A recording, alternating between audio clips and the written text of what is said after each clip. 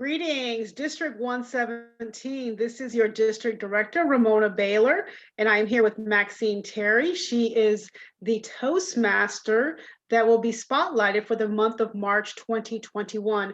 Maxine, can you introduce yourself to the listeners? Could be members, could be future members, could be past members. Tell us a little bit about yourself and why you joined Toastmasters. Okay. Hello, Toastmasters and friends. What an honor to be in this position. I would just start with the basic. I'm Maxine Terry. I currently serve as Area 42 Director.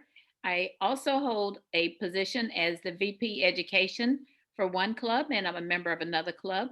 I joined Toastmasters thinking I was going to be a coach and a mentor for other people. But along the way, I found joy and I found my voice in Toastmasters.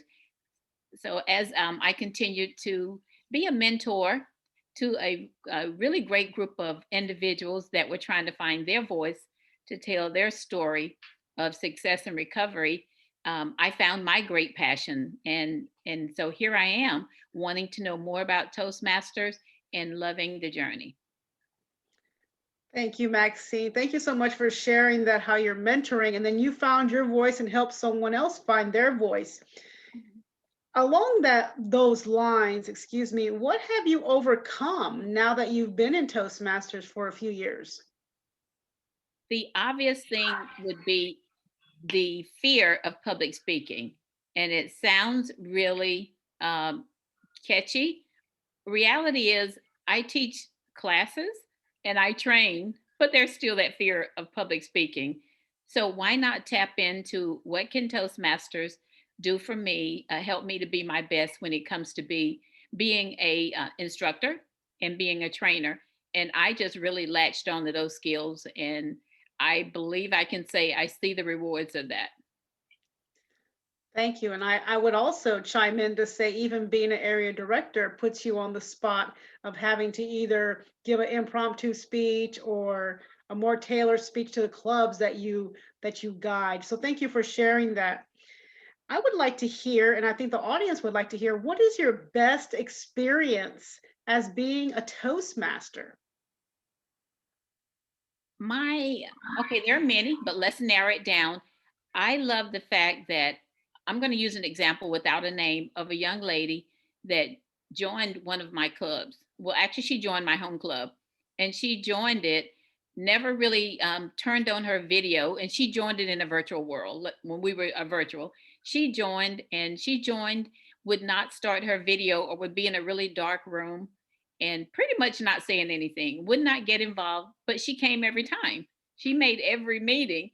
So I said, there's a reason why she's coming. I just started calling on her to do simple things. At first, she said, no, I don't want to do anything. I don't want to do table topics, obviously, the easy thing. Eventually, she found her voice. So, my joy in that story is to see members or individuals such as that blossom. This young lady is now asking me, what can I do? What can I do? And she's a club officer right now. And she turns on her camera. She's ready when she comes to meeting. So just to see that transformation. Wow, thank you for sharing that story. And I know the young lady is just probably full of joy and excitement. She's a club officer now. Wow. So Yeah. two things that you made me think about is one, the level of commitment that it takes to be a Toastmaster, not only to the member, so you were committed to this member, you saw that she needed some help and some assistance, and you were there. Just like in any Toastmasters club, it is a safe place to grow and learn, and you just waited for her, and you waited. So the level of commitment, and then also just the general caring for others and having the compassion for others. So thank you for sharing that. I want to speak about the commitment. Can you share with the group about your second go around as area director, and why did you choose to do that? I would say this: being a first timer as an area director, I was probably 6 months into that role before I really knew what I was doing. And by the end of that year, I felt I hadn't given my best, or I'd learned so much. I'm like, gee, I could do a whole lot more. I had gotten to know the clubs, and the more involved you are, the more you know what you can do and should do. So I wanted a do over, and it has been great. The clubs now, within my area, I feel like I'm a member, even though I joined one of the clubs. They involve me in their leadership meetings, executive meetings, and they call me, and so it's great. So I'm glad I took the journey again. Thank you so much. And I think a lot of area directors probably are feeling the same way you felt and feel now that Mhm. 6 months in, you're just starting to get used to your position, getting used to your club, getting used to your role. And I love that you called it a do-over because I know these clubs are just loving the fact that you're their area director. Can you share more about your story? You said that you teach classes and you're a trainer. What else can you share with the group? Your background. Yes. So I am an instructor for a community college. I almost called the name, but a community college.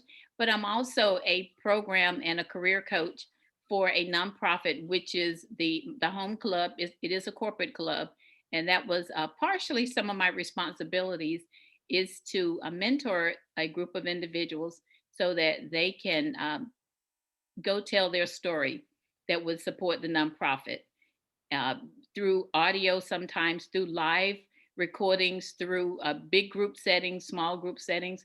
So normally it would be staff telling their story, and that was not the way to get their story out. So just seeing the transformation of these adults as they find their voice and their passion and love Toastmasters. So they can, they've just that transformation in itself.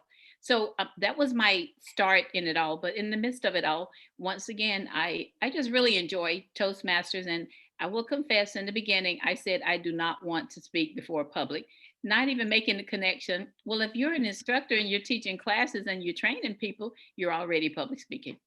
So that kind of put that feeling on the back burner, and I was able to get over everything. Thank you. Thank you so much for sharing more about your story, your background, and your journey. And we're always on this journey, always learning. And I like how you mentioned the adult learners because that's the group of Toastmasters. The age group is 18 until whenever. Mhm. But thank you for sharing that. And then finally, my last questions. Can you share with individuals that might be watching this video that are not Toastmasters on why they should join this great organization called Toastmasters International? Okay.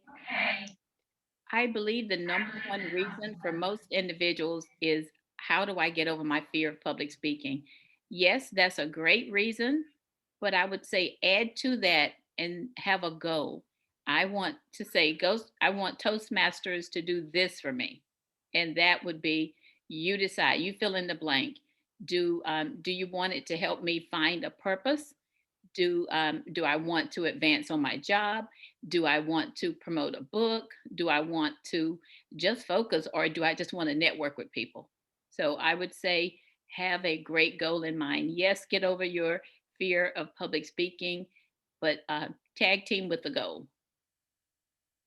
Thank you, Maxine. And you're so spot on with everyone has a different reason. I like how you said fill in the blank. Yeah. That's important to everyone to know that you join this organization, you have a support group, but it's for whatever you want to do. Like you said, I want to advertise my book, or I want to be a better facilitator or trainer. So thank you for sharing that. Well, ladies and gentlemen, you've heard from our trailblazer, Maxine Terry, this evening, and she will be the Spotlight Toastmaster for the month of March. We will see you on the Zoom. Thank you again, Maxine.